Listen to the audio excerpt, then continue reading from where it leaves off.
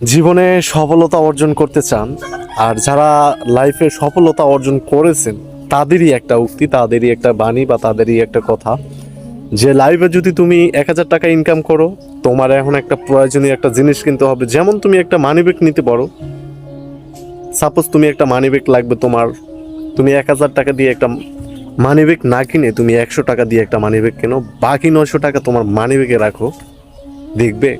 জীবনে একটা মুহূর্তে তুমি অনেক কিছু করতেছো, ওই মানি ব্যাগে তোমার লাখ লাখ টাকা মানে থাকতেছে। তো আমরা যারা যে কোনো কিছুই করতেছি না কেন, ছোট অল্প টাকার বেতনে চাকরি করি না কেন, তো আমরা একটা সেভ করি টাকা, একটা পর্যায়ে দেখবেন এই অল্প অল্প সেভ করার জিনিস অনেক মানে অনেক কিছু হয়ে দাঁড়াবে, পাহাড় সমান হয়ে দাঁড়াবে।